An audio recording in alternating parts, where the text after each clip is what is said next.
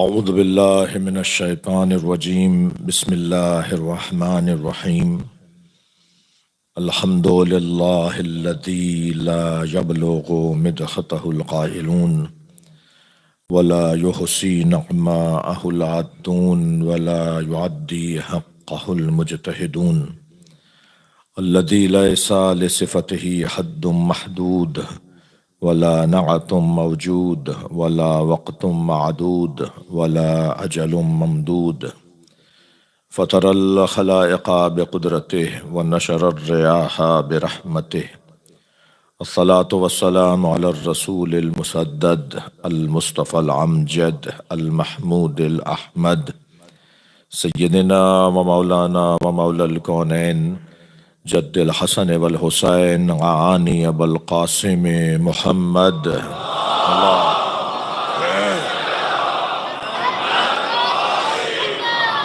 وآله الطيبين الطاهرين المعصومين الذين قال الله إنما يريد الله ليذهب عنكم الرجس أهل البيت ويطهركم تطهيرا اللهم صل على محمد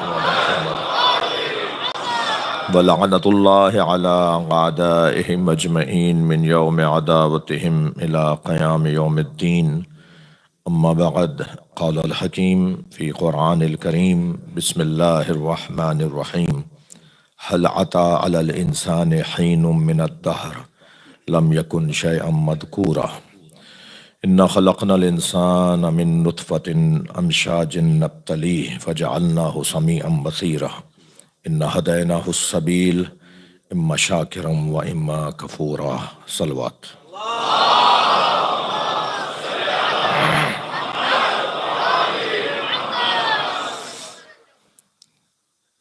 سورہ مبارکہ دہر کی ابتدائی 3 آیات۔ پروردگار عالم اپنے اس کلام میں انسان کی عظمت کو بیان کر رہا ہے، انسان کی تاریخ کو بیان کر رہا ہے، اور انسان کس کیفیت سے گزرتا ہے اسے بیان کر رہا ہے، اور انسان کی ترقی اور انسان کی عظمت کا راز بیان کر رہا ہے۔ یاد رہے کہ اللہ کو تمام مخلوقات میں سب سے زیادہ جو عزیز مخلوق ہے، جو پیاری مخلوق ہے، وہ انسان ہے۔ وہ انسان کو اتنا دوست رکھتا ہے کہ اس نے اپنی صفات کا جلوہ بھی اگر کسی پیکر کے ذریعے سے دکھایا ہے تو وہ انسان ہے۔ وہ انسان کے جو جب بلندیوں پر جائے تو ہر بلند وجود بھی اس سے پیچھے رہ جائے، وہ انسان کہ جس کو انسان کامل نہیں بلکہ انسان اکمل کہا جاتا ہے۔ انسان کی بہت سی قسمیں اللہ نے قرآن مجید میں بیان کی ہیں۔ کچھ قسموں کو میں ایک نام دینا چاہوں گا اور ایک قسم کو ایک نام دینا چاہوں گا۔ جہاں قرآن مجید میں اللہ نے انسان کو شیطان کہا ہے، شیاطین الانس والجن، صلوات پڑھیں ذرا محمد والا۔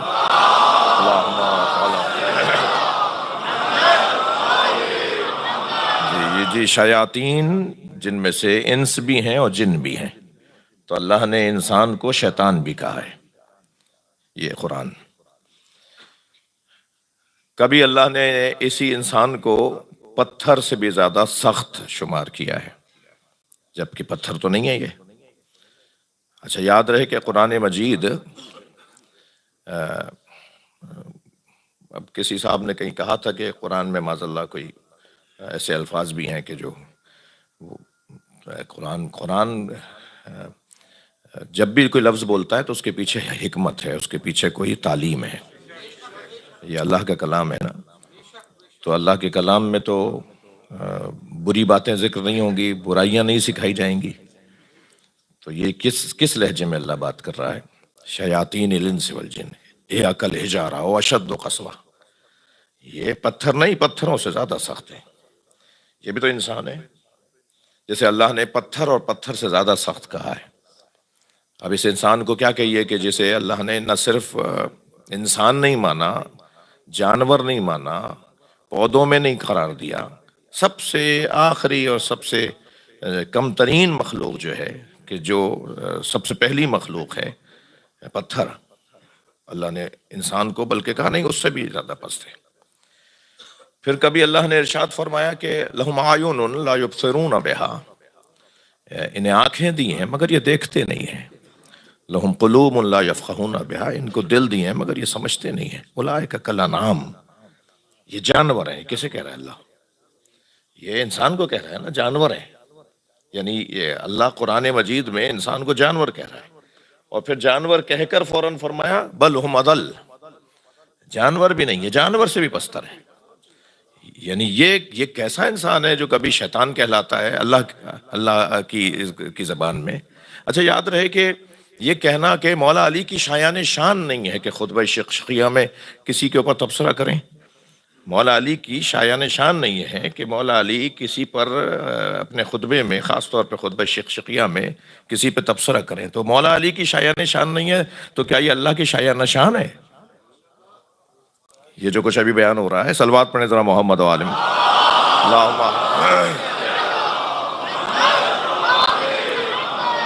مسئلہ ہدایت کا ہے، مسئلہ رہنمائی کا ہے، مسئلہ پتہ بتانے کا ہے، مسئلہ گھر تک پہنچانے کا ہے، مسئلہ آئینہ دکھانے کا ہے.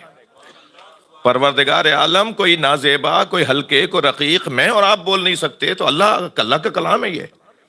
یعنی اگر مولا کائنات کے شایان نشان نہیں تھا کہ کسی کے بارے میں مولا تبصرہ کرتے خطبہ شقیہ میں، تو کیا اللہ کے شایان نشان ہے کہ پورا سورہ ابو لہب پہ اتار دے؟ کہاں اللہ اور کہاں ابو لہب پر پورا سورہ اتار دیا اس کی مذمت میں. مسئلہ شایان شان کا نہیں ہے، مسئلہ یہ نہیں ہے کہ یہ کیسے ممکن ہے اور یہ کیسے وہ کہہ سکتے ہیں. مسئلہ یہ ہے کہ اسلام شناسی کے ساتھ کفر شناسی لازم ہے. ہم اسلام نہیں پہچان پائیں گے جب تک کہ کفر کا مزاج بھی نہ پہچانے. دونوں چیزوں کو دکھانا ہوگا. اب ہمیں کہا جاتا ہے صاحب رقیق جملے بولتے ہیں، یہ مثلا ایک لفظ بولتے ہیں کہ جی تبرہ کرتے ہیں. اچھا میں کیا کہوں کہ اس ممبر سے تو مجھے اپنے عقیدے کا دفاع کرنا ہے نا جی. تبرہ میرے سنی بھائیوں کے لیے میں عرض کر رہا ہوں، تبرہ ہمارے ہاں نماز، روزہ، حج، زکوٰۃ کی طرح واجب ہے.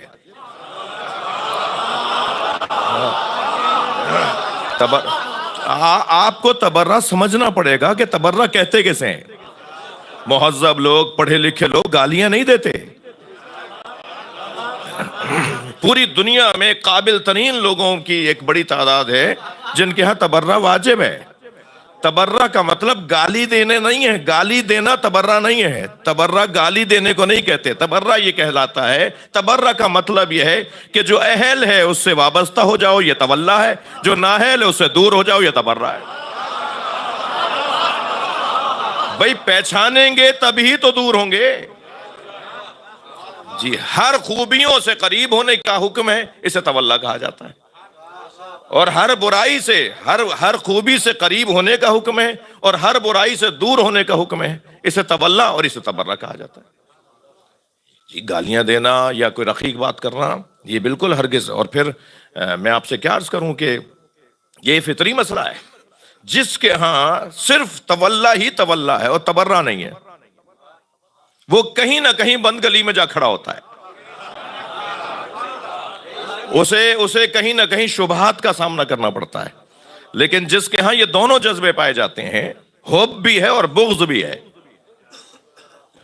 نبی مکرم سے تو ایک اعرابی نے آ کے کہا کہ میرے پاس وقت نہیں ہے کہ میں آپ کے پاس بیٹھ کے بہت دیر تک سیکھوں سمجھوں، آپ مجھے کھڑے کھڑے بتائیے اسلام کیا ہے. تو حضرت نے فرمایا کہ حل الدین الا الحب والبغض، دین محبت اور نفرت کے علاوہ کچھ اور ہے؟ بھئی دین یا محبتوں کا مجموعہ ہے یا دین نفرتوں کا مجموعہ ہے. اور یہ انسان کی فطرت کا مسئلہ ہے. یعنی ہم یہ کر رہے ہیں، جو لوگ یہ بات نہیں، ہماری بات اس لفظ سے تھوڑا سا چڑے چڑے سے ہیں، میں ان سے عرض کر رہا ہوں کہ آپ بھی ایسے ہی کر رہے ہیں، آپ بھی ایسے ہی کر رہے ہیں. چاہے وہ 1 2 4 5 نام مشترکہ ہوں جنہیں ہم بھی اچھا نہیں سمجھتے اور آپ بھی اچھا نہیں سمجھتے، مگر 1 2 4 5 نام ضرور ایسے ہیں. بھئی یزید کو ہی لے لیجئے، یزید سے نفرت کیا مسلمان نہیں کرتا؟ اسی نفرت کو تبرہ کہا جاتا ہے۔ اور ہم فطری طور پر، میرا مضمون تبرہ و تولا نہیں ہے لیکن بات ایک یہ عرض کر رہا ہوں، فطری طور پر ہم سب کمال طلب ہیں، کمال جو ہیں، ہمارے مزاج میں کمال طلبی پائی جاتی ہے، ہم سب خوبیوں کو پسند کرتے ہیں، ہم سب برائیوں سے دور ہٹنے کی کوشش کرتے ہیں، یہ فطرت ہے۔ اب کسی کے نزدیک کمال علم ہے تو وہ اہل علم کے دروازے پہ نظر آتا ہے، کسی کے نزدیک کمال شجاعت ہے تو وہ بہادروں سے دوستی کرتا ہے، کسی کے نزدیک کمال شہرت ہے تو وہ مشاہیر کے گھر چلا جاتا ہے، کسی کے نزدیک کمال کرسی ہے تو وہ صاحبان منصب سے دوستی کرتا ہے، کسی کے نزدیک کمال سخاوت ہے تو وہ سخیوں سے دوستی کرتا ہے۔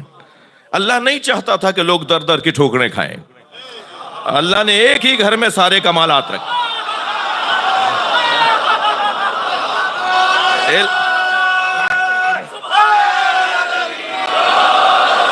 اللہ نے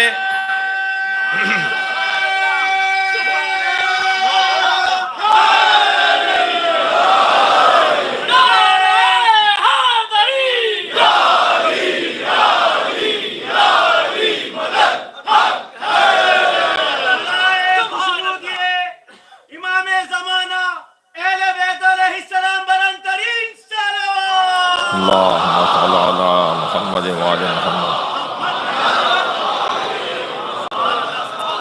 ایسے ہی ہم میں سے کون ہے جو جھوٹ سے نفرت نہیں کرتا؟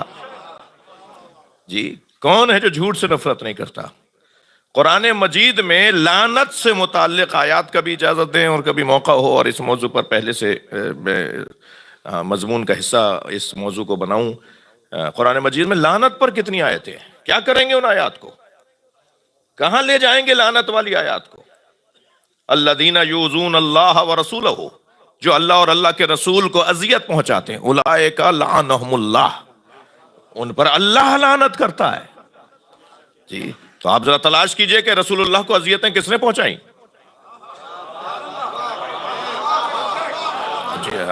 رسول اللہ کو اذیت پہنچانے والا کم سے کم یزید تو ہے جی، یا اس طرح کی اس قبیل کے لوگ۔ تو جس نے بھی، تو لعنت کی آیات کو کہاں لے جائیں گے؟ کوئی ایک سائٹ ہے، اس کے اوپر ری بورن اہل بیت کے نام سے، اہل بیت کے نئے چاہنے والوں کی ایک سائٹ جو نئے اہل بیت کی طرف آئے ہیں، تو انہوں نے اپنے احساسات ڈالے کہ ہم کیوں اس مکتب کی طرف آئے ہیں۔ تو ان میں سے ایک لکھتا ہے کہ میں قرآن کی اس آیت کے اوپر پہنچا کہ لعنہم اللہ یلعنہم اللائنون، کچھ ایسے لوگ ہیں جن پہ لعنت کرنے والے لعنت کرتے ہیں۔ تو کہنے لگا کہ میں ایک مسجد میں گیا، میں نے کہا جی مفتی صاحب یہ قرآن کی آیت ہے کہ کچھ ایسے لوگ ہیں جو لعنت، جن کو اللہ نے کہا ہے کہ کچھ لوگ ہیں جو کچھ لوگ ہیں جو لعنت کرتے ہیں ان کے اوپر، جو لائنون ہیں، لعنت کرتے ہیں ان پہ جو ملعون ہیں۔ تو یہ کون لوگ ہیں جو لعنت کرنے والے ہیں؟ ان کا نہیں، خبردار ہم کسی پہ لعنت نہیں کرتے۔ ان کا بھئی یہ آیت ہے، قرآن کہہ رہا ہے کچھ لوگ ہیں جو لعنت کرتے ہیں۔ ان کا بھئی نہیں، ہم کسی پہ لعنت نہیں کرتے، خبردار بدتمیزی نہیں کرو، کسی سے کے اوپر لعنت نہیں ہوتی۔ تو ایک اور جگہ گئے تو انہوں نے کہا جی نہیں ہم کسی پہ لعنت نہیں کرتے۔ تو کسی نے کہا صاحب ایسے ایسے چاہیے، تو وہاں بھی کچھ لوگ، تو وہ آ گئے کہ جہاں ہاتھ کھول کے کچھ لوگ نماز پڑھ رہے تھے۔ تو انہوں نے پوچھا جی آپ اس آیت پہ عمل کرتے ہیں؟ کہنے لیں جی ہم اس آیت پہ عمل کرتے ہیں، ہم اس آیت پر عمل کرنا اپنے دین کا حصہ مانتے ہیں۔ تو کہاں لے جائیں گے قرآن؟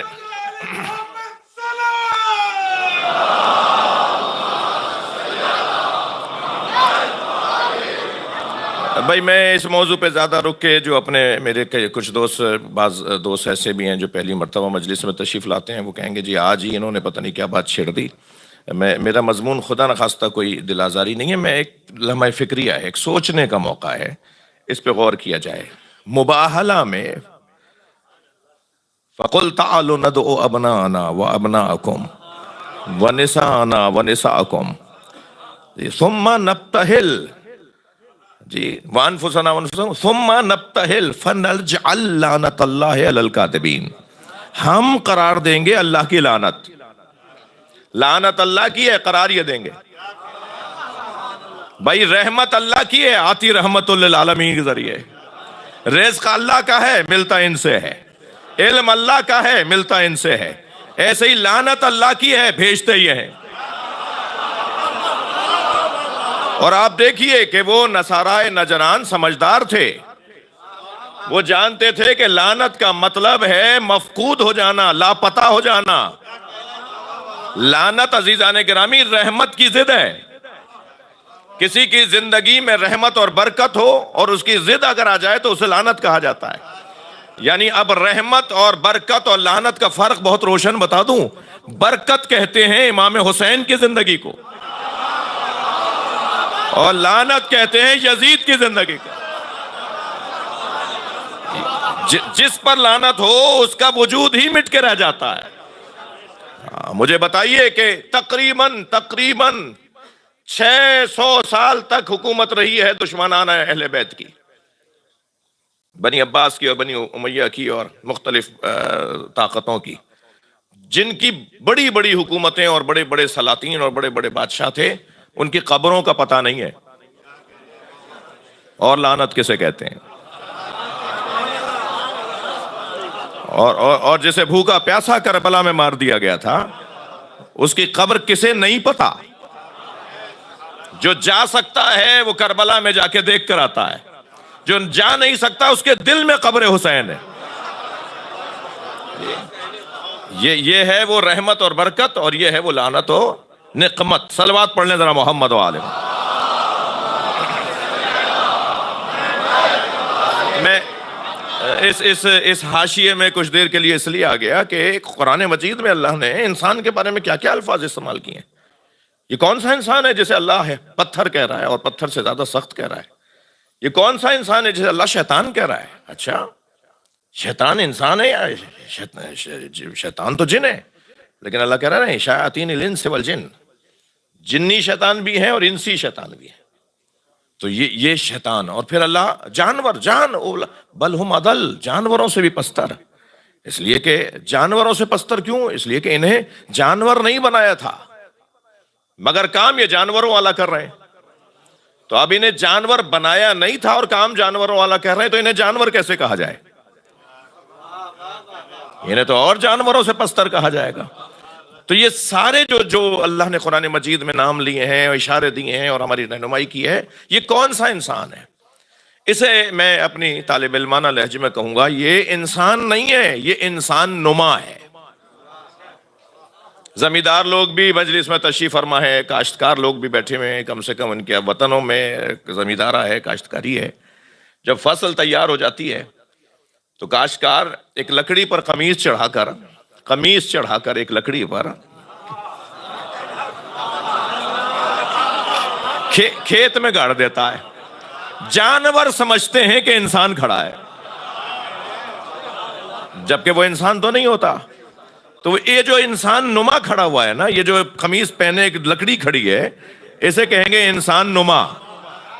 اور اس سے زیادہ اور کمال ہے، اور میں سر سجود ہوں مولا علی کے بعض کلمات کے اوپر، جیسے قرآن میں آیات سجدہ ہے نا، ایسے امیر المومنین کے کلمات میں کچھ کلمات سجدہ ہیں۔ جی، مولا علی فرماتے ہیں میتیں دو طرح کی ہوتی ہیں، کچھ لیٹے ہوئے جنازے ہوتے ہیں، کچھ چلتے پھرتے جنازے۔ صلوات پڑھ۔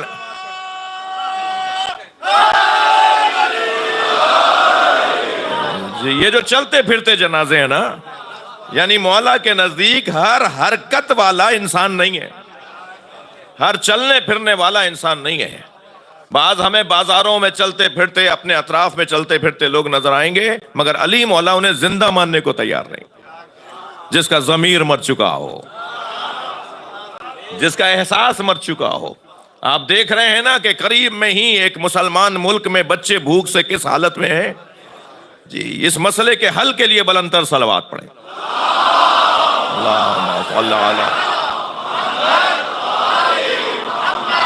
جی، یہ انسان نما لوگ جو بظاہر انسان ہیں، اور مولا کے مطابق تو یہ چلتی پھرتی میتیں ہیں، چلتے پھرتے جنازے ہیں۔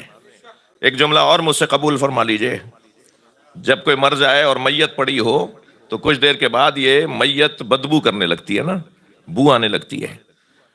میت کا بو دینا تو طے ہے، سوال ان شاموں پر ہے، ان سونگنے والوں پر ہے جنہیں بدبو نہیں آ رہی. بھائی صلوات پڑھ لیں محمد و آل محمد. اللہم صل علی. وہ جو میتوں کے مجمع کے اندر، میتوں کے اندر رہتے ہوں، انہیں اگر بدبو نہیں آ رہی تو علاج تو انہیں بھی کروانا چاہیے. احساس مٹ گیا، توجہ نہیں ہے، بلا تعلقی ہے، یہ کیسے ممکن ہے؟ یہ سارے پیغامات قرآن مجید میں جو انسان کے لیے اللہ نے دیے ہیں، یہ انسان نہیں، انسان نما ہے.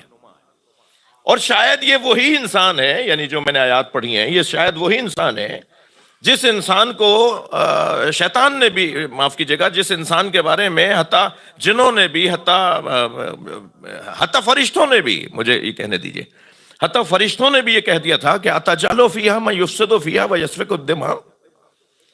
یا اللہ تو اسے اپنا خلیفہ بنا رہا ہے جو فساد پھیلائے گا، جو خون بہائے گا، تو اسے اپنا خلیفہ بنا رہا ہے. تو اللہ نے کیا جواب دیا تھا؟ یہ اس انسان کو دیکھ رہے تھے جو فساد پھیلائے گا، یہ اس انسان کو دیکھ رہے تھے جو خون بہائے گا. اللہ نے ان کی بات کو رد نہیں کیا ہے. اللہ نے یہ نہیں کہا ہے فرشتوں سے کہ تم غلط کہہ رہے ہو، انسان کہاں فساد پھیلائے گا، انسان کیوں خون بہائے گا. اللہ نے یہ نہیں فرمایا. اللہ نے فرشتوں کی بات کو رد نہیں کیا، بلکہ فرمایا انی اعلم ما لا تعلمون. تم جس انسان کو دیکھ رہے ہو وہ کوئی اور انسان ہے، اور میں جس انسان کو خلیفہ بنا رہا ہوں وہ کوئی اور انسان ہے. تم انسان نماؤں کو انسان جان رہے ہو، میں ان انسان نما لوگوں کے لیے یہ دنیا نہیں بنا رہا، یہ نظام نہیں بنا رہا، یہ ان لوگوں کی وجہ سے سب کچھ نہیں بنایا گیا ہے. تو وہ جو انسان نما لوگ ہیں وہ معاشرے کے اندر عزیزان گرامی، اور اچھا یہ طے ہے کہ ان انسان نما لوگوں میں سے کچھ لوگ ہیں جو انسانیت کی طرف بڑھ سکتے ہیں. لہذا مایوس بھی نہیں ہونا ہے، مایوس بھی نہیں ہونا ہے کہ ان سے دور بھی نہیں ہونا ہے، ان کو اپنے ساتھ بھی رکھنا ہے، ان کے ساتھ بھی رہنا ہے. مگر یہ جو قسم ہے انسان کی، یہ انسان نما لوگ. میرے بچوں جوانوں، آپ سے ایک جملہ اور کہہ دیتا ہوں کہ سب سے زیادہ مجہول مخلوق اگر کوئی ہے تو وہ انسان ہے. یہ پتھروں کو پہچان چکا ہے، یہ پودوں کے بارے میں ماہر ہے، جی یہ زمینوں کے بارے میں ماہر ہے، یہ جانوروں کے بارے میں ماہر ہے، حتیٰ یہ چاند سورج کے بارے میں بہت کچھ جانتا ہے. مگر یہ نہیں جانتا تو اپنے بارے میں نہیں جانتا. بعض تعلیمی اداروں میں تو ڈاکٹر صاحب، بعض تعلیمی اداروں میں تو انسان شناسی پر ایک شعبہ ہے. انسان کو پہچاننا خود ایک بہت بڑی مہارت ہے. انسان، مثلا ایک مثال دے رہا ہوں، یہ جو 7 سال سے چھوٹے بچے ہیں، جن کی عمر 7 سال اور اس سے کم ہے، ان کو بدنی تنبیہ کرنا اسلام نے اجازت نہیں دی ہے. شریعت اجازت نہیں دیتی کہ ان کو تھپڑ مارا جائے. جی اس کے لیے معصوم نے تعبیر استعمال فرمائی کہ 7 سال تک بادشاہ ہیں، ضرورت ہے تمہاری بادشاہ کو تھپڑ مارو. جب کہہ دیا نبی نے، جب کہہ دیا معصوم نے کہ یہ بادشاہ ہیں بھائی، بادشاہ ہیں. اب کیونکہ بچے بیٹھے ہیں، کہیں یہ اس سے غلط فائدہ نہ اٹھائیں کہ آج تو ہمیں مولانا سے ممبر سے ہی تائید مل گئی، اب جو چاہیں ہم کریں. تو یہ جو بچے شیطنت کر رہے ہوتے ہیں، شرارت کر رہے ہوتے ہیں، تکلیف دے رہے ہوتے ہیں کہ اپنے عزیزوں کو، اپنے والدین کو، اس کا حل صرف یہ تو نہیں ہے کہ انہیں مارا جائے. اس موضوع پر بھی بات ہو کہ تربیت اولاد کے حوالے سے اکثر والدین کو معلوم ہی نہیں ہے کہ بچے کے مسائل کو حل کیسے کرنا ہے، بچے کو کیسے آگے لے کے چلنا ہے. یہ جانور کا بچہ تو نہیں ہے، مجھے معاف کیجیے گا، انسان کا بچہ ہے نا. تو بچے کی تربیت کا انتظام تو والدین اپنی شادی سے پہلے شروع کریں. شادی سے پہلے بچہ دنیا میں آئے گا تو کیا کرنا ہے یہ پہلے سے پتا ہونا چاہیے. یہ 7 سال تک کے بچے کو کیوں نہیں مارنا، اس کے میں نے ایک مقالہ پڑھا تھا، اس کے اندر 7 سال کی عمر تک جو اللہ نے اس کے اندر صلاحیتوں کے بیج رکھے ہیں نا، صلاحیتوں کا مجموعہ اور ذخیرہ رکھا ہے. ایک انبار ہے صلاحیتوں کا اس بچے کے اندر جو اللہ کے یہاں سے لے کر آیا ہے. یہ پیدائشی ڈاکٹر بن کے آیا ہے، یہ پیدائشی انجینئر بن کے آیا ہے، یہ پیدائشی شاعر بن کر آیا ہے، یہ پیدائشی عالم بن کر آیا ہے. یہ جو آپ کو کامیاب اپنی فیلڈ میں لوگ نظر آتے ہیں نا، یہ وہ لوگ ہیں کہ اللہ نے انہیں اسی کام کے لیے بنایا تھا. والدین نے پہچان لیا تھا کہ یہ اس کام کا ہے، اور جو کئی کئی شعبے بدلتے ہیں، مختلف میدانوں میں جا جا کر ہار مان مان کے واپس آ رہے ہوتے ہیں، اور بعض اوقات تو الجھ کے جو ہے وہ اپنی زندگی سے جو ہے ہاتھ دھو بیٹھتے ہیں، یہ وہ لوگ ہیں کہ جن کو اللہ نے جس کام کے لیے بنایا تھا والدین نے اس کام پہ انہیں لگایا نہیں، لہٰذا یہ الجھ گئے آگے جا کر۔ اب یہ جو ان کے اندر مجموعہ ہے صلاحیتوں کا، آپ میری ان باتوں سے اکتا تو نہیں رہے؟ تو ایک صلوات ہدیہ کریں نبی کے ذات میں، اللہ۔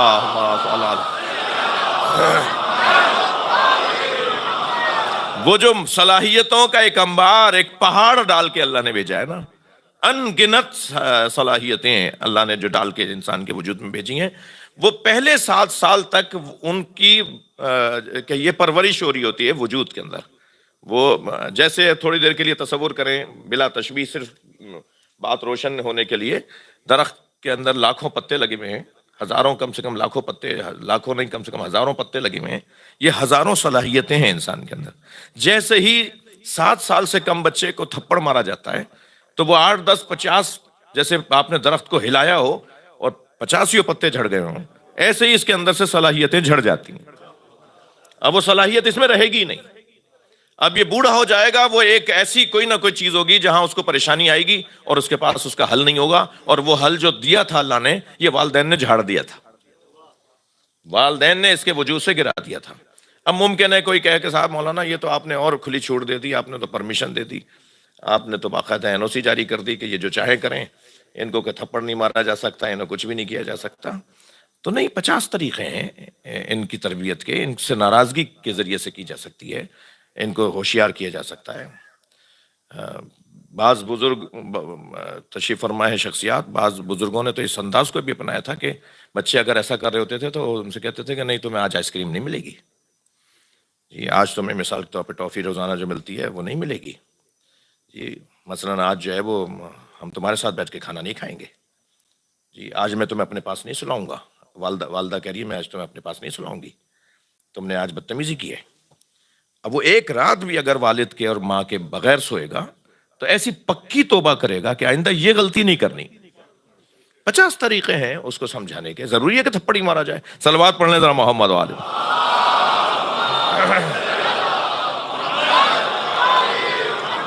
التماس کر رہا ہوں تھوڑا تھوڑا سا آگے تشریف لائیں، جگہ بنائیں، ایک صلوات پڑھتے ہوئے تھوڑا تھوڑا سا آگے۔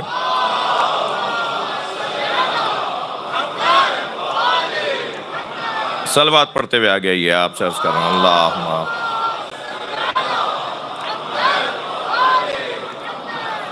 ابھی آدھا پون گھنٹہ میں آپ کے ساتھ ہوں۔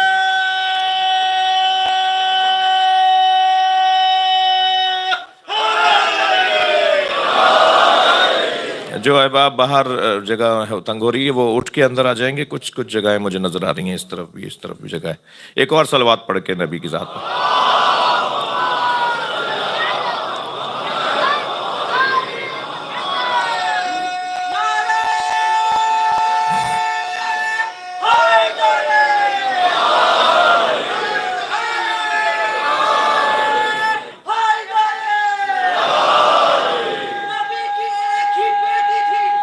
خیال کرنا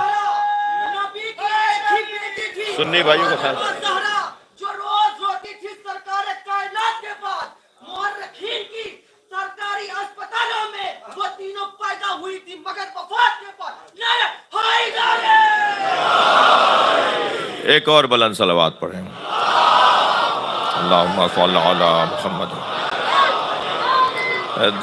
دیکھیے کم سے کم میرے ہوتے ہوئے کچھ اس طرح کی کہیں کوئی نعرہ کوئی بات نہیں ہو، میری وجہ سے میرے عزیز دوست تشریف فرما ہیں اور یہ بار بار آنا چاہتے ہیں، دوبارہ آنا چاہتے ہیں، لہذا ایسی کوئی بات نہیں کریں کہ جو ان تک ان کے لیے اچھی نہیں ہے اور ہمارے لیے بھی اچھی نہیں ہے۔ ایک صلوات پڑھیں ذرا محمد والے۔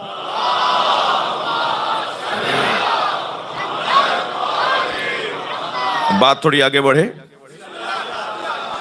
تو بہت روشن ہے کہ پروردگار عالم نے اس انسان کی ایک قسم تو انسان نما، انسان نظر آنے والے لوگ، جیسا انسان جو انسان نظر آ رہا ہے وہ انسان ہے نہیں، یہ انسان نما لوگ، اور کچھ ہستیاں ہیں، کچھ لوگ ہیں، کچھ انسان ہیں جو انسان ہیں، اور کچھ ہیں جو انسانوں کے لیے رہنما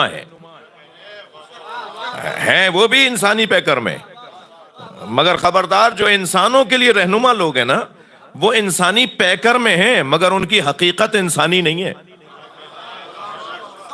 اللہ کرے میری بات منتقل ہو. ان کی حقیقت انسانی نہیں ہے، ان کی حقیقت نور ہے، وہ نوری وجود ہے. انسان کے پیکر میں اس لیے ڈھلے کہ انسان مانوس ہو جائے.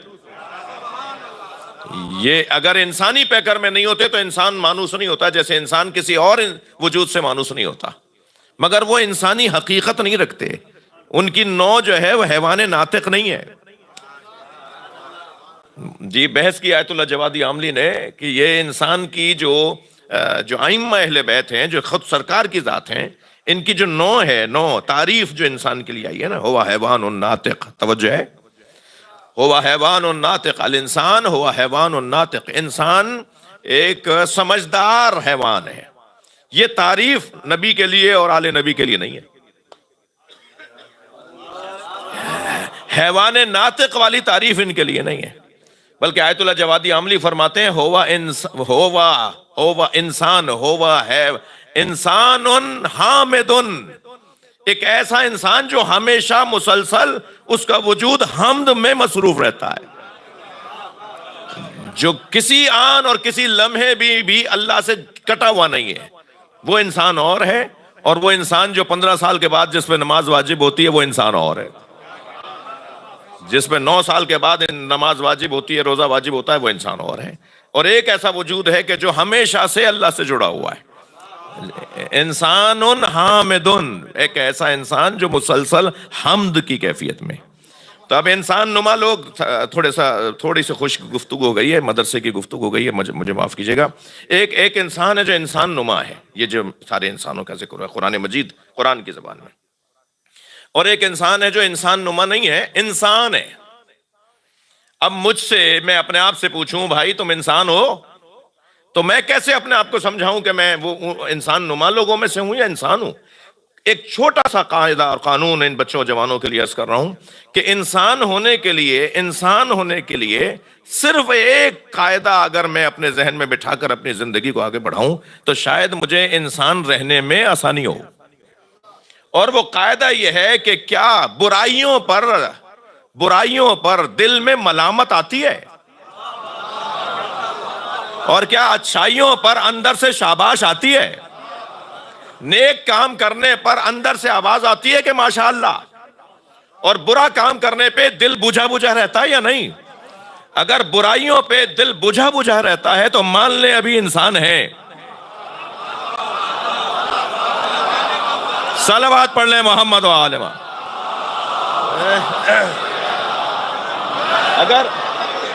اگر برائیوں پر دل بجھا بجھا نہیں رہتا تو پھر اپنا علاج کروانے کی ضرورت ہے. ایسے شفا خانے میں جانے کی ضرورت ہے جہاں ان انسانوں کا تذکرہ ہوتا ہے جن کا ذکر شفا دیتا ہے. اپنے آپ کو دوبارہ سے بہتر کرنا ہے. بھائی یہ ہوتا ہے کینسر کا بھی علاج ہے. صلوات پڑھیں ذرا محمد و آل محمد.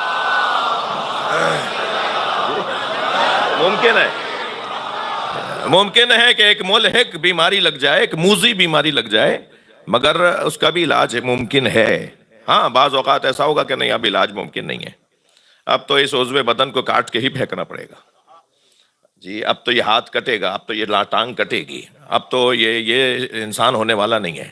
اور جو موذی اس طرح کی بیماری ہو جائے کہ جس میں اب حل ہی یہ ہے، 1 2 3 4 5 سارے ڈاکٹروں نے کہہ دیا، سیکنڈ اوپینین لے لی، فلاں سے پوچھ لیا، ہر جہان سے پوچھ لیا، سب نے کہا صاحب اب اس کا علاج ہونے والا نہیں ہے. جس کا علاج، توجہ چاہوں گا، جس کا علاج ہی ممکن نہ ہو وہ گویا مردہ ہے. ٹھیک ہے، اسے کاٹ کے پھینکنا ہی ہے.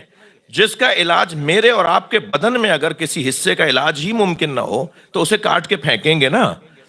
اگر کوئی وجود اتنا بیماریوں کا مجموعہ بن جائے کہ بس اس کا تو آخرش یہ ہے کہ ابھی مرنے والا ہے، تو عزیزان گرامی جیسے میرے اور آپ کے بدن کے اندر کچھ ایسی کیفیات ہوتی ہیں، ایسے معاشرے میں کچھ انسان بھی ہوتے ہیں کہ اب ان کا کوئی حل نہیں ہے، ان کو کوئی شفا نہیں ملے گی. اب ان لوگوں کا کیا کروں جو یزید کے وکیل مدافع بنے ہوئے ہیں، جو یہ کہتے ہیں کہ آپ برا کہتے ہیں، ہو سکتا ہے اللہ نے معاف کر دیا ہو. تو اگر آپ یہ کہہ رہے ہیں کہ ہو سکتا ہے اللہ نے معاف کر دیا، بھائی اللہ قادر ہے، توجہ چاہوں گا، وہ قادر ہے، وہ جسے چاہے جنت میں بھیج دے، توجہ، وہ قادر ہے، وہ جسے چاہے جنت میں بھیج دے۔ میں ان لوگوں سے مخاطب ہوں کہ تم نے اللہ کو قادر تو مان لیا، عادل نہیں مانا۔ عدل الہی کا تقاضا یہ ہے کہ جو جہاں کا ہے وہیں جائے۔ صلوات پڑھ لیں محمد و آل محمد۔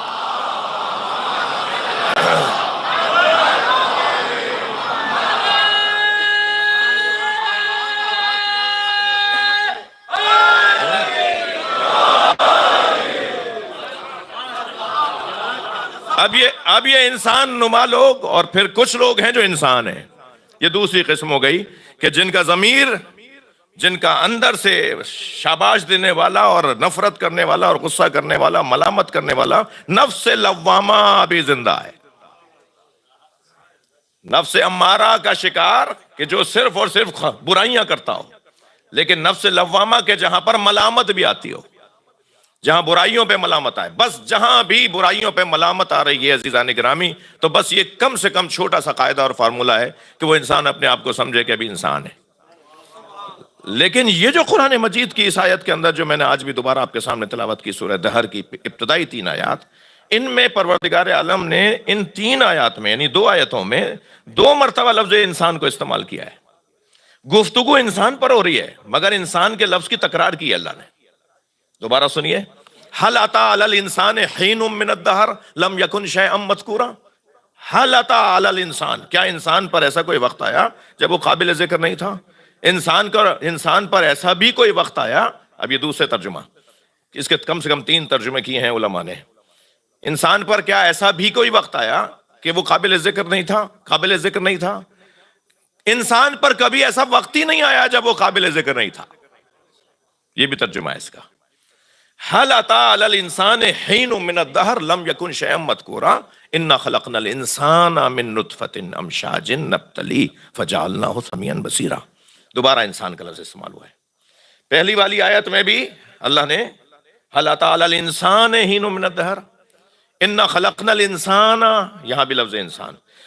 مفسرین کا کہنا یہ ہے کہ جو پہلی آیت میں لفظ انسان ہے یہ کوئی اور انسان ہے، اور یہ دوسری آیت کے اندر جو کنکتے ہوئے پانی سے، اچھلتے ہوئے پانی سے بنا ہے، یہ کوئی اور انسان ہے۔ وہ جو پہلی آیت کے اندر انسان کا ذکر ہے وہ کوئی اور انسان ہے، جسے اللہ کہہ رہا ہے کوئی انسان پر ایسا وقت ہی نہیں آیا کہ جب وہ قابل ذکر نہیں تھا۔ بھئی قابل ذکر کیوں نہ ہو جب ذاکر موجود ہے؟ یعنی اللہ ذاکر موجود ہے۔ صلوات پڑھیں ذرا محمد و آل محمد۔ اللہ کرے میرا مجمع میرے ساتھ ساتھ رہے، اور الحمدللہ ہے۔ وہ جو پہلا انسان جو آیت میں پہلی مرتبہ یا آیت میں ذکر ہوا ہے، پہلی آیت میں ذکر ہوا ہے، هل اتى على الانسان حين من الدهر، یہ والا انسان، کیا انسان پر کوئی ایسا وقت آیا جب وہ قابل ذکر نہیں تھا؟ یہ استفہام انکاری نہیں ہے، یہاں پر سوال ہو رہا ہے کہ نہیں ایسا کچھ نہیں تھا، ایک انسان ایسا تھا جو ہمیشہ سے قابل ذکر تھا، ہمیشہ سے ایک انسان کی قسم ایسی تھی جو ہمیشہ سے قابل ذکر تھی۔ وہ انسان جو ہمیشہ سے قابل ذکر تھا، وہ انسان وہی ہے کہ جس سے پہلے اس کا ذاکر موجود تھا، یعنی اللہ، یعنی ذاکر اللہ، ذکر کرنے والا اللہ، یعنی وہ انسان ہے کہ جسے بنانے سے پہلے اس کا خالق تھا۔ وہ انسان کون ہے کہ جس کا ذاکر اللہ ہو؟ بھائی تھکیں گے نہیں، ایک جملہ ہدیہ کر رہا ہوں، خبردار کسی کے دماغ میں اگر خام خیالی ہے کہ وہ ذکر حسین مٹا سکتا ہے تو اپنے دماغ سے یہ بات نکال دے، جس کا ذاکر اللہ ہو اس کے ذکر کو کوئی مٹا نہیں سکتا۔ جس نے یہ قاعدہ دے دیا ہو فَاذْكُرُونِي أَذْكُرْكُمْ، صلوات پڑھیں محمد و آل محمد۔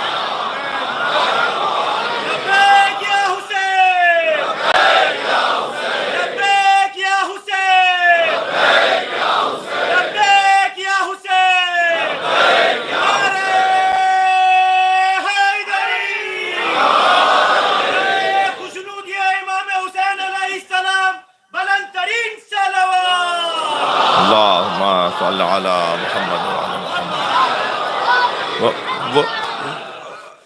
تم میرا ذکر کرو میں تمہارا ذکر کروں گا. جی پہلے تم میرا ذکر کرو پھر میں تمہارا ذکر کروں گا. یہ تو کتنا حسین قاعدہ ہے. طے کریں کہ کس کس نے اللہ کا ذکر کیا ہے. جس کی زبان صرف ذکر کرتی ہو، یہ ذکر لسانی. ہم نماز پڑھتے ہیں، تسبیح پڑھتے ہیں، حج پہ جاتے ہیں تو لبیک بولتے ہیں، ٹھیک ہے، اللہ اکبر کہتے ہیں، لا الہ الا اللہ محمد الرسول اللہ علیہ ولی اللہ کہتے ہیں، ذکر کہتے ہیں. یہ جو ذکر ہے نا، یہ ذکر لسانی ہے. میں اس وقت ایک ذکر کر رہا ہوں اور آپ سن رہے ہیں. یہ ذکر سماعتی ذکر ہے، آپ کا کان ذکر کر رہا ہے. اس وقت ہم سب ذاکر ہیں. میں زبان سے ذکر کر رہا ہوں، آپ سماعت سے ذکر کر رہے ہیں. جی یہ کبھی یہ ہاتھ ذکر کر رہا ہوتا ہے، کوئی اللہ کا کام، اللہ کی خوشنودی کا کام. کبھی کوئی قلم کے ذریعے، شعر کے ذریعے، کوئی مثال کے طور پر کتاب لکھنے کی صورت میں ہمارا ہاتھ ذکر کر رہا ہوتا ہے. جی کبھی زبان ذکر کر رہی ہے، کبھی ہم چل کر آئیں تو ہمارے یہ پیر ذکر کر رہے ہیں. جی مگر یہ والا جو ذکر ہے نا کہ کبھی ہاتھ، کبھی زبان، کبھی کان، کبھی مثال کے طور پہ آنکھ، یہ جو ذکر، یہ جو قسمیں ہیں، یہ جب کثرت سے ہوں گی نا تو پھر پورا وجود ذاکر ہو جائے گا. ہاں یہ سو بھی رہا ہوگا تو ذکر میں ہوگا. جی یہ پورا اس کا وجود ذاکر بن جائے گا. تو عزیزان گرامی، اللہ یہ فرما رہا ہے کہ تم میرا ذکر کرو میں تمہارا ذکر کروں گا. ہم اللہ کا ذکر کیا کریں گے؟ اپنی حیثیت سے ہی کریں گے نا. جتنی ہمارے اندر صلاحیت ہے، جتنا ہمارے اندر دم ہے، اتنا ہی ہمیں اللہ کا ذکر کریں گے. اور جب اللہ ذکر کرے گا تو وہاں بھی تو یہی قاعدہ ہے. ہم اپنی حیثیت سے اللہ کا ذکر کریں گے، وہ اپنی حیثیت سے کرے گا. اور جب وہ اپنی حیثیت سے کرے گا تو کوئی دنیا کی طاقت یہ ذکر مٹانا چاہے تو اللہ کی طاقت سے تو بڑی طاقت کوئی نہیں ہے. پھر وہ رستے نکالے گا، پھر وہ طریقے نکالے گا کہ کہاں کہاں ذکر ہو سکتا ہے، کیسے کیسے ذکر ہو سکتا ہے. تو یہ مجھے بتائیے کہ اللہ کا ذکر کرنے پر اللہ کہہ رہا ہے کہ میں تمہارا ذکر کروں گا. تو ذاکروں میں ذرا جنہوں نے اللہ کا ذکر کیا ہو ان میں ذرا تاریخ تو ڈھونڈیے. اللہ کا ذکر کرنے والوں میں سب سے بڑا نام حضرت ابراہیم کا ہے. سب سے بڑے ذاکر الہی حضرت ابراہیم ہے، جنہوں نے ہر آن ہر لمحے اللہ کو یاد رکھا. ذکر کا ایک معنی ہے یاد آوری بھی ہے. ذکر ایک مرتبہ، یہ جو ہم کر رہے ہیں یہ ذکر ہے، ایک مرتبہ یاد رکھنا بھی ذکر ہے. ذکر فإن الذکر تنفع المؤمنین، قرآن کہہ رہا ہے. جی بار بار دہراؤ، بار بار دہرانے سے مومنین کو فائدہ ہوگا. جسے ہم تذکر بھی کہتے ہیں، ٹھیک ہے، یاد آوری بھی کہتے ہیں، توجہ دلانا بھی کہتے ہیں. یہ توجہ بھی ذکر ہے، یہ سوچ لینا بھی ذکر ہے. تو سب سے بڑا وجود جس نے اللہ کا سب سے زیادہ ذکر کیا ہے وہ حضرت ابراہیم ہے. جانور قربان کر دیے، اپنی جان دے دی، اپنے بچے کے گلے پہ چھری چلا دی. اور جو کامیاب ذاکرین گزرے ہیں، یعنی اللہ کی یاد میں جنہوں نے زندگی گزاری ہے، وہ کامیابی، ان کی کامیابی میں ان کی خانوادے کا بھی حصہ ہے. لہٰذا آپ ذرا کچھ دیر کے لیے تو تصور کریں، میری ماں بہنیں بیٹیاں بھی آئی ہوئی ہیں مجلس میں، کہ حضرت ابراہیم نے جب بے آب و گیاہ سرزمین پر، غیر ذی زر سرزمین پر، حضرت ہاجرہ کو اور حضرت اسماعیل کو جو دودھ پیتے تھے، جو گود کے تھے، انہیں جب اتارا یہاں جہاں آج مکہ ہے، جو مکہ شہر ہے، جہاں صفا و مروہ ہے، جہاں زمزم ہے، اس جگہ جہاں خانہ کعبہ کی دیواروں کو، پھر حضرت اسماعیل تو جوان ہوں گے جب بابا کے ساتھ مل کے خانہ کعبہ بنائیں گے نا. خانہ کعبہ جو حضرت آدم نے بنایا تھا وہ زمین میں اس کی بنیادیں تھیں مگر نظر نہیں آتی تھی جگہ. پھر اللہ نے حکم دیا تھا حضرت ابراہیم کو اور حضرت اسماعیل کو کہ تم دونوں مل کے کعبے کو دوبارہ سے تعمیر کرو. تو آپ کچھ دیر کے لیے تصور کریں، جس وقت انہوں نے اونٹ سے اتارا اپنی زوجہ کو اور اپنے بچے کو، اس وقت تو یہاں کچھ بھی نہیں تھا، یعنی یہ منظر تو نہیں تھا جو اس وقت ہم دیکھ رہے ہیں. تو جب اتار دیا اور اتار کر اونٹ پر خود بیٹھ کے جانے لگے تو حضرت ہاجرہ نے صرف اتنا سوال کیا، یہ اللہ کے کہنے پہ کر رہے ہیں آپ؟ کتنا جگر چاہیے، کتنا حوصلہ چاہیے. فرما رہی ہیں کہ کیا یہ آپ جو ہمارے ساتھ کر رہے ہیں، ہمیں یہاں اتار کے جا رہے ہیں جہاں کوئی سایہ بھی نہیں ہے، جہاں کوئی دور دور تک کوئی پودا نظر نہیں آ رہا، پانی نہیں ہے، خشکی ہے، پتھریلی زمین ہے، جسے قرآن نے غیر ذی زر کہہ کر یاد کیا ہے، ایسی وادی، یہ اللہ کے کہنے پہ کر رہے ہیں؟ حضرت ابراہیم نے فرمایا اللہ کا حکم ہے کہ انہیں یہاں اتار دو. تو حضرت ہاجرہ نے نہ صرف شکوہ نہیں کیا، سجدہ کیا. ہاں، ایسے ہی عزت نہیں ملتی کہ دنیا کے سارے پیسے والے اور سارے صحت والے لوگ حضرت ہاجرہ کے رستے پہ چل رہے ہیں. جی یہ دو لوگوں پر ہی تو حج واجب ہے نا، جن کی صحت اچھی ہو، جن کا پاس پیسہ زیادہ ہو، اور دونوں ہی وہ ہیں کہ جو معاشرے کے سکون کا سبب بھی ہیں اور فساد کا سبب بھی ہیں. ناراض تو نہیں ہو گیا کوئی؟ صاحبان صحت اور صاحبان ثروت، یہ دونوں لوگ معاشرے کو اچھا بھی بنا سکتے ہیں، اور یہی دو لوگ ہیں جو معاشرے کا فساد کا سبب بھی ہیں. اور اللہ نے انہی دونوں کو مکہ بلا لیا ہے اور گنجا کر کے انہیں یادگار بنا دیا ہے. ان کے علاقائی کپڑے اتروا دیے. جی افریقہ والے ایسا پہنتے ہیں اور امریکہ والے ایسا پہنتے ہیں اور ہندوستان والے ایسے لباس پہنتے ہیں. سارے لباس اتارو، ایک جیسا پہنو، کوئی فرق محسوس نہ ہو کہ تم کس علاقے کے ہو. کسی جگہ جا کر تو فرق مٹاؤ. عجیب داستان ہے. یہ بریلویوں کی مسجد، وہ دیوبندیوں کی مسجد، وہ شیعوں کی مسجد، اللہ کی کون سی ہے؟ اچھا آپ کا بھی حال رضی اللہ تعالیٰ عنہ نہیں ہے. یہ بھٹیوں کا امام بارگاہ، یہ چغتائیوں کا امام بارگاہ، وہ کاظمی سادات کا امام بارگاہ، وہ بخاریوں کا امام بارگاہ، وہ مہاجرین کا امام بارگاہ، وہ پنجابیوں کا امام بارگاہ. امام حسین کا کون سا ہے؟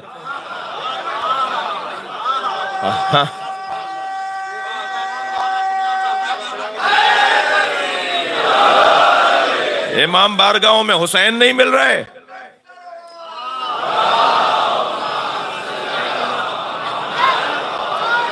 اور بلند صلوات.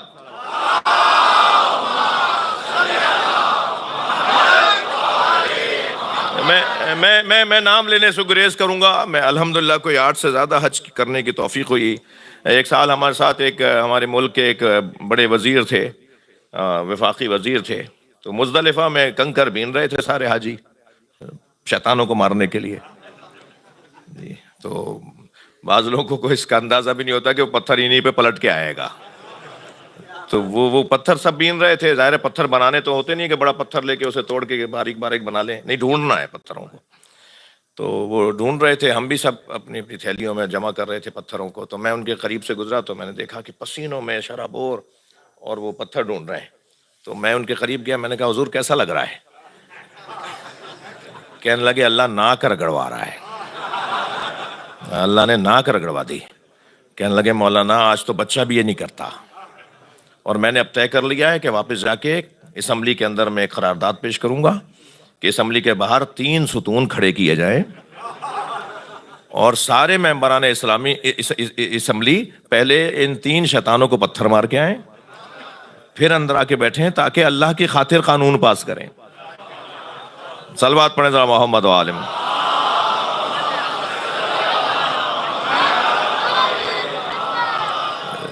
آپ لوگ تھوڑی سی آج 5-10 منٹ زیادہ پڑھ لوں تو گئے اب نہیں. جی بات بہت روشن ہے.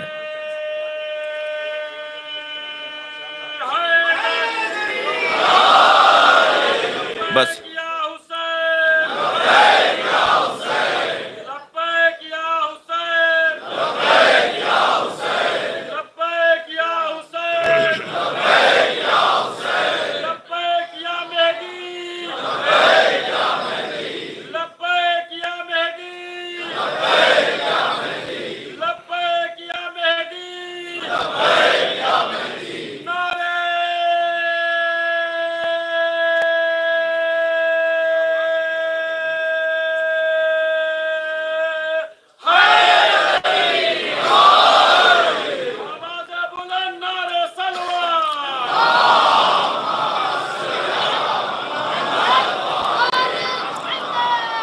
جب جانے لگے تو زوجہ پوچھ رہی ہیں کہ یہ اللہ کی خاطر کر رہے ہیں آپ؟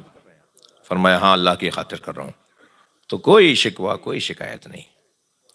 جن کے گھر والے ساتھ دیتے ہوں نا، پھر وہی معاشرے کی اصلاح کر پاتے ہیں. لیکن جن کے گھر والے ہی ان کا ساتھ نہ دیتے ہوں، اور گھر والے جو ساتھ نہیں دے رہے تو اس وجہ سے نہیں کہ گھر والوں کی مذمت ہوگی، پہلے تو ان کے بارے میں پوچھا جائے گا کہ گھر والے آپ کا ساتھ کیوں نہیں دے رہے. اس لیے کہ آپ گھر میں کچھ اور ہیں، باہر کچھ اور ہیں. جب باہر کچھ اور ہیں گھر میں کچھ اور ہیں تو گھر والے تو جانتے ہیں نا کہ آپ گھر میں کچھ اور ہیں اور باہر کچھ اور ہیں، تو پھر ساتھ نہیں دیتے وہ. لیکن یہاں حضرت ہاجرہ نے حضرت ابراہیم کا ساتھ دیا اور وہ چلے گئے، اور وہ وہاں ایک نبی کی جان بچانے کے لیے صفا و مروہ کے درمیان پانی کی تلاش میں رہی. جی وہاں پانی نظر آیا تو وہاں دوڑتی بھی گئیں، وہاں دیکھا کہ اب پانی نہیں ہے توجہ چاہوں گا، تو پھر مڑ کر دیکھا تو صفا پہ پانی نظر آیا، صفا پہنچی تو مروہ پہ پانی نظر آیا، سراب تھا پانی نہیں تھا. تو آپ یہاں سے وہاں وہاں سے وہاں دوڑتی رہیں. اللہ نے جب آزما لیا کہ یہ ہمت ہارنے والی نہیں ہے،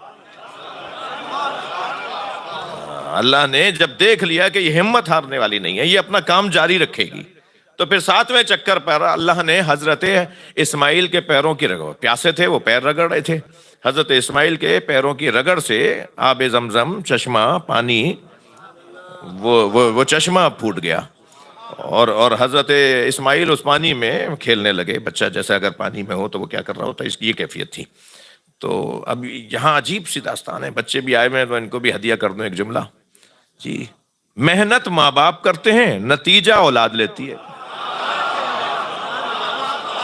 حضرت ہاجرہ نے محنت کی نا، مگر زمزم کس کے نام سے منسوب ہے؟ وہ حضرت اسماعیل کے نام سے منسوب ہے. تو تکو دو ماں کی ہے مگر نتیجہ اولاد لے رہی ہے. اب یہاں جیسے ہی حضرت ہاجرہ نے دیکھا کہ پرندے اتر رہے ہیں اڑ رہے ہیں، انہوں نے سوچا کہ پرندے تو وہاں اترتے ہیں جہاں پانی ہو، یا ابھی کچھ دیر پہلے تک تو یہاں دور دور تک کوئی پرندہ نہیں تھا، یہ پرندے کہاں سے آ گئے؟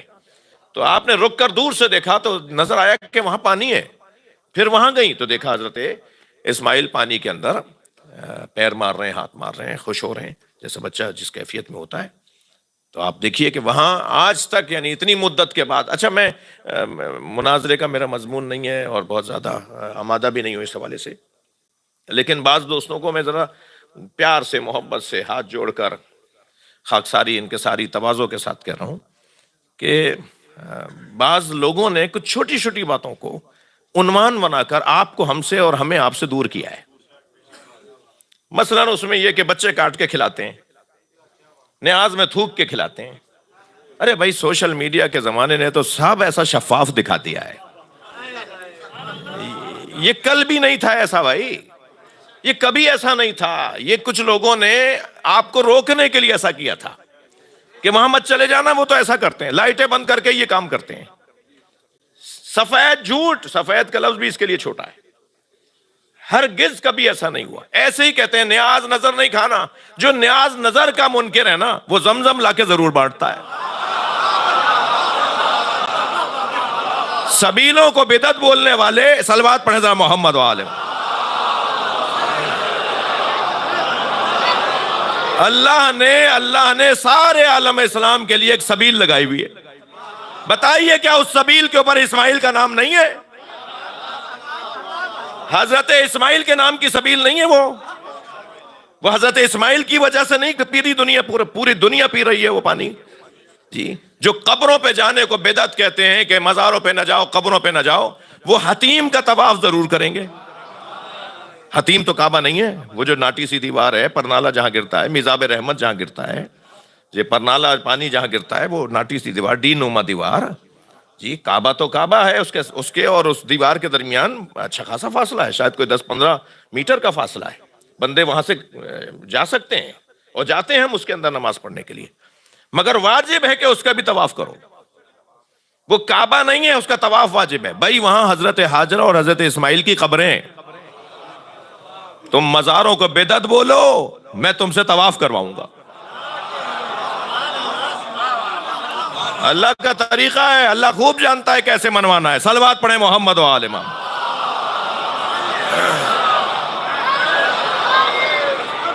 اور بلند صلوات نبی کی ذات پر.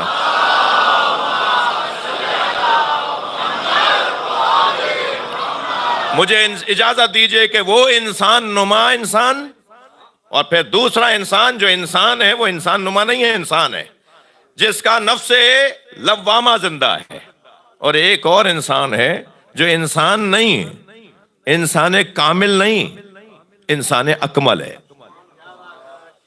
جو انسان کامل، یعنی انسان میں سب سے بڑی درجہ جو ہے، ڈگری جو ہے، وہ انسان کامل، یہ تصور کیا گیا. بعض بزرگوں نے تو کتابیں لکھی ہیں انسان کامل پر، جی، گویا اولیاء الہی پر، مرشدوں پر، پیروں پر، ولایت رکھنے والوں پر، صاحبان کرامت شخصیات کے اوپر. بعض سنی صوفی اور شیعہ شخصیات نے، عرفا نے کتابیں لکھی ہیں انسان کامل کے اوپر. نام ہی انسان کامل ہے کتاب کا، کہ انسان کامل میں کیا کیا صلاحیتیں ہوتی ہیں، کیا کیا کمالات ہوتے ہیں. یہ انسان کامل وہ انسان ہے، توجہ چاہوں گا، جسے سورہ مبارکہ سجدہ میں اللہ نے ارشاد فرمایا وَجَعَلْنَا مِنْهُمْ أَئِمَّةً يَهْدُونَ بِأَمْرِنَا، ہم نے ان میں سے کچھ کو امام بنایا ہے. اللہ ان میں سے، جن میں سے اللہ کچھ کو امام بنا رہا ہے. یعنی اگر ہم 12 امام بھی لے لیں تو 12 امام وہ ہیں کہ جن کی تعداد 12 ہے، مگر جن میں سے بنایا ہے وہ 12 سے زیادہ ہیں. میں لفظوں کو دوبارہ کہتا ہوں، اللہ نے امام جتنے بنائے ہیں، جن میں سے بنائے ہیں ان کی تعداد زیادہ ہے نا. تبھی تو قرآن کہہ رہا ہے وَجَعَلْنَا مِنْهُمْ، ہم نے ان میں سے کچھ کو امام بنایا ہے. جنہیں امام بنایا ہے وہ تعداد کچھ اور ہے، جن میں سے بنایا ہے وہ زیادہ ہے. تو وہ جن میں سے اللہ نے امام بنا کر امام بنا لیا ہے، وہ جنہیں امام بنا لیا وہ انسان اکمل ہے، اور جن میں سے بنایا ہے وہ انسان کامل ہے. میں اور لفظوں کو روشن تر مثال کہہ دیتا ہوں، اللہ نے جن میں سے امام بنایا ہے ان میں سے ایک کا نام عباس ہے، جسے استاد قمر جلالوی کہتے ہیں مقام حضرت عباس کم نہیں تھا قمر، پلاتی دودھ جو زہرا امام ہو جاتے.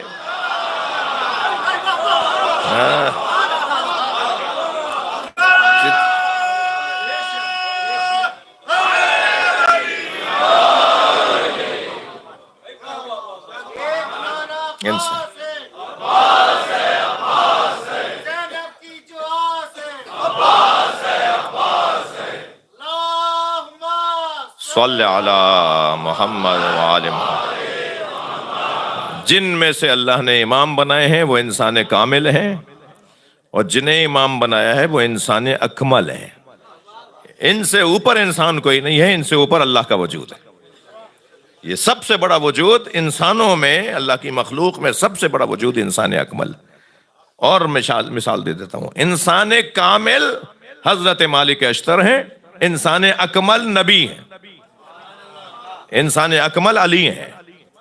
صحابہ کرام حضرت سلمان فارسی، حضرت عمار یاسر، ایک بڑی تعداد صحابہ اکرام، یہ جو خاص طور پہ جنہیں نبی مکرم نے درجے دیے ہیں کہ 10ویں درجے پر فائز، 9ویں درجے پر فائز، 8ویں درجے پر فائز، جی، وہ بڑے لوگ جنہیں نبی مکرم نے درجوں کے ساتھ یاد کیا ہے، یہ سب انسان کامل ہے، اور نبی کا وجود انسان اکمل ہے.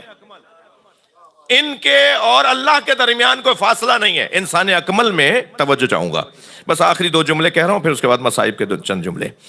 اس انسان اکمل میں اور اللہ کے درمیان فاصلہ نہیں ہے. انسان کامل میں اور اللہ کے درمیان انسان اکمل فاصلہ ہے. انسانوں میں اور اللہ کے درمیان انسان اکمل فاصلہ ہے، لیکن انسان اکمل میں اور اللہ کے درمیان فاصلہ نہیں ہے. تبھی تو جبریل رکے رہ گئے. سرکار جب معراج پر گئے تو حضرت نے دیکھا کہ جبریل جو ہر جگہ ساتھ تھے، اور اب سدرۃ المنتہا پر پہنچا ہوں تو جبریل رکے ہوئے ہیں. تو حضرت نے مڑ کے دیکھا، فرمایا جبریل آؤ آگے. فرمایا ہذا موقفی. صلوات پڑھیں ذرا محمد وآلہ.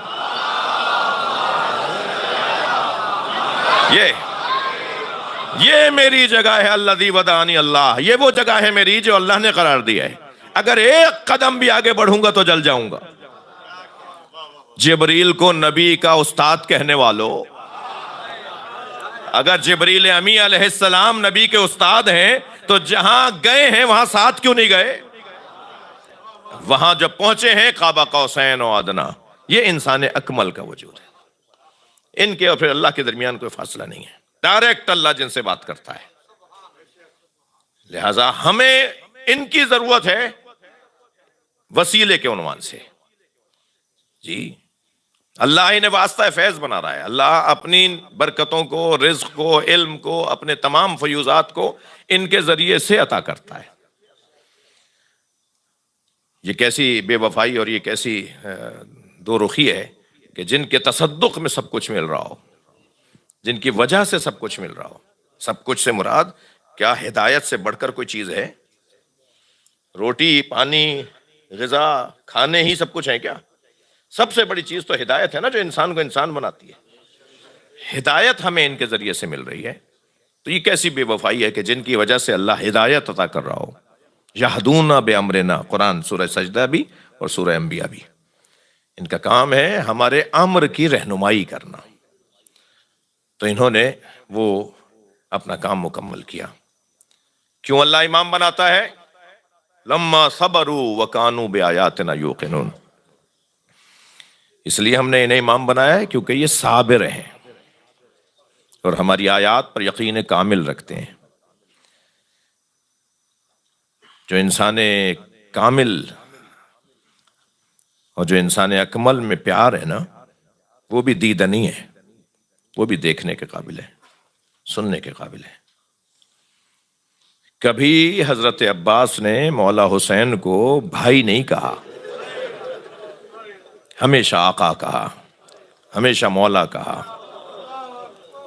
جی۔ کبھی آگے نہیں چلے حضرت سے، حتیٰ برابر میں نہیں چلے، ایک قدم پیچھے چلتے تھے جی۔ یہ اللہ کا نظام دیکھیے، یہ اللہ کا نظام دیکھیے کہ دنیا میں آنے میں بھی مولا حسین 3 شعبان کو آ رہے ہیں تو حضرت عباس 4 شعبان کو آ رہے ہیں۔ دنیا میں آنے میں بھی حضرت ایک قدم پیچھے ہیں۔ کتنا پیار ہے، وقف کر دیا حضرت عباس کو امام حسین کے لیے۔ جب جناب زہرا کی شہادت ہو گئی تو مولا علی نے اپنے بھائی جناب عقیل سے کہا، جو شجروں کے بارے میں، خاندانوں کے بارے میں، قبیلوں کے بارے میں مہارت رکھتے تھے، معلومات رکھتے تھے، حضرت سے فرمایا عقیل مجھے عقد کرنا ہے، کوئی ایسا خاندان بتاؤ جہاں کوئی ایسی خاتون ہو جو شجاع ہو، بہادر ہو، اور میرا مقصد شادی کرنے کا یہ ہے کہ اللہ مجھے ایک شجاع بیٹا عطا کرے جو کربلا میں میرے حسین کے کام آ سکے۔ تو حضرت عقیل نے کچھ ہی دیر بعد فرمایا کہ قبیلہ بنی کلاب میں حزام نامی ایک شخصیت ہیں، ان کی بیٹی ہیں فاطمہ، اس قبیلے میں اگر آپ شادی کریں تو یقیناً اولاد شجاع پیدا ہوگی۔ تو حضرت عقیل ہی بڑے بھائی تھے نا مولا علی کے، حضرت عقیل ہی پیغام لے کر گئے۔ حضرت فاطمہ کلابیہ سے شادی ہوئی، اور بی بی فاطمہ کلابیہ جب گھر میں آئی ہیں اور پہلی مرتبہ جناب امیر المومنین نے بی بی کو فاطمہ کہہ کے پکارا، تو کچھ ہی دیر بعد جناب فاطمہ کلابیہ مولا کی خدمت میں آئیں اور فرمایا اے میرے آقا، آپ نے جب مجھے فاطمہ کہا تو زینب کی آنکھوں میں آنسو آ گئے، حسنین کی آنکھیں نمناک ہو گئیں، بچوں کو اپنی ماں یاد آ گئے۔ اجرکم اللہ، اجرکم اللہ، آپ مجھے فاطمہ نہ پکاریں۔ حضرت نے فرمایا ہم تمہیں کنیت سے پکاریں گے، ام البنین، بیٹوں کی ماں۔ مولا چاہتے تھے کہ ایک شجاع بیٹا ہو جو کربلا میں میرے حسین کی نصرت کرے، مگر جناب فاطمہ کلابیہ بی بی ام البنین نے ان سے حضرت کے 4 بیٹے دنیا میں آئے، 4 بھائی کربلا میں قربان ہوئے ہیں، امام حسین پر جان نثار کر دی ہے۔ مولا علی کے 4 بیٹوں نے، حضرت فاطمہ، حضرت ام البنین کے 4 بیٹوں نے، اجرکم اللہ، اجرکم اللہ۔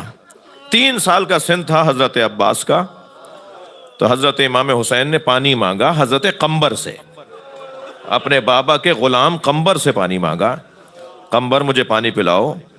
تو میں آپ سے پوچھ سکتا ہوں کہ قمبر کتنی جلدی گئے ہوں گے پانی لینے؟ ایک تو ان کا کام تھا اور دوسرے حسین مانگ رہے تھے۔ رونے والوں، اللہ کا نظام بھی اللہ کا ہے، ہر ایک سے اس کے مزاج کے مطابق امتحان لیتا ہے۔ اللہ نے ہر ایک سے اس کے مزاج کے مطابق آزمائش لی ہے۔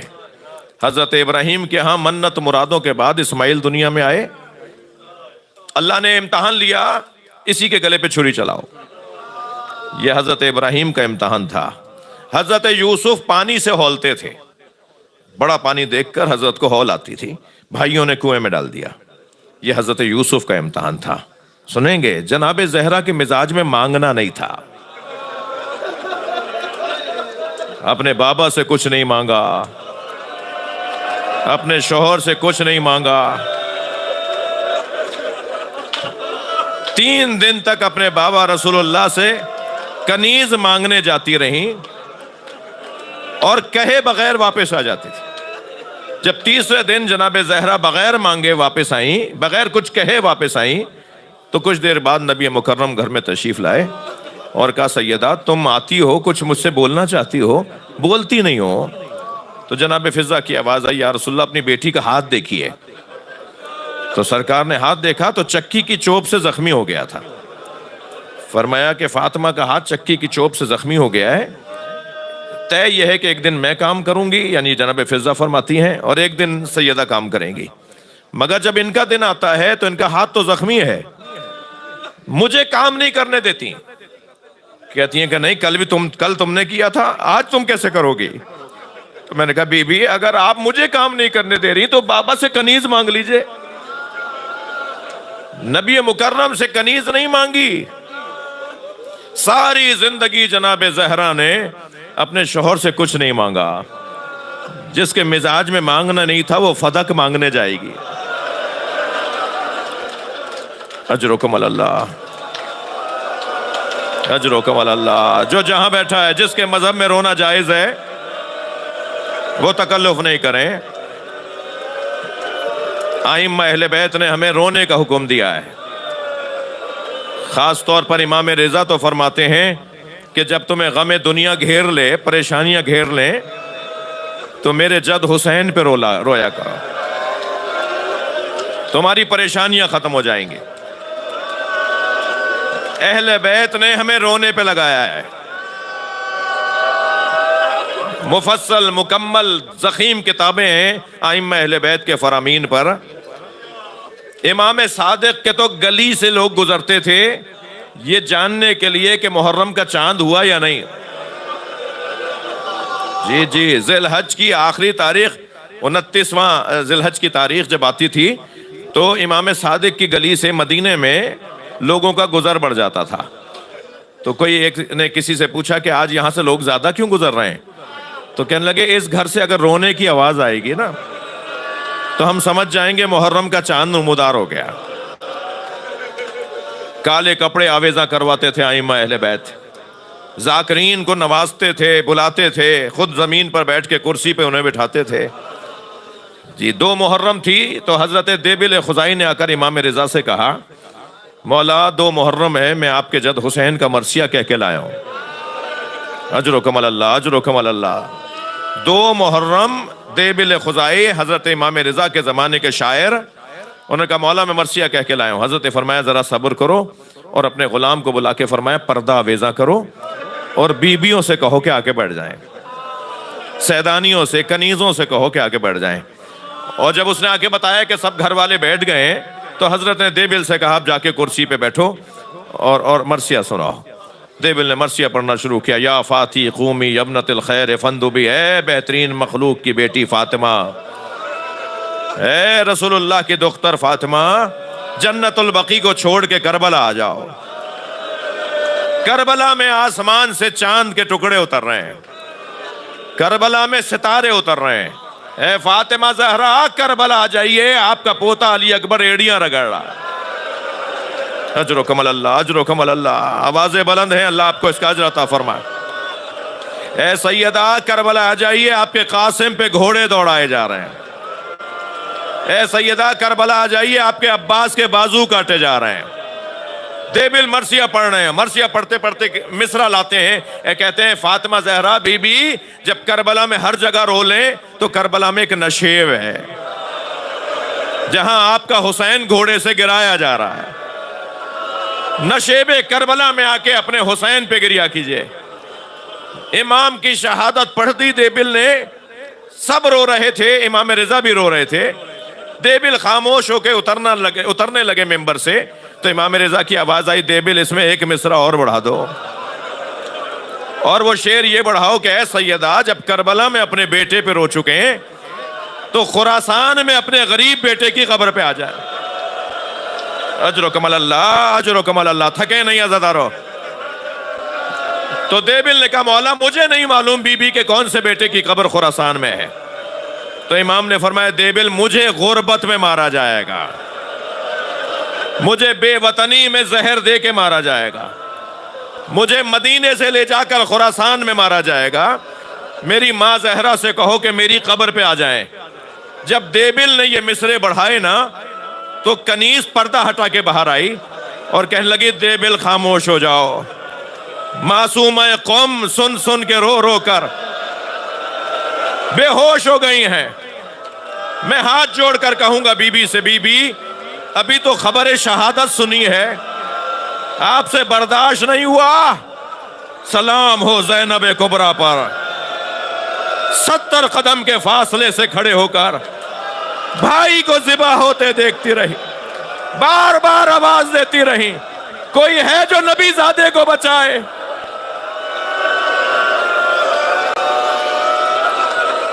الا لعنت اللہ علی الظالمین فسيعلم الذين ظلموا أي منقلب ينقلبون۔ یا حسین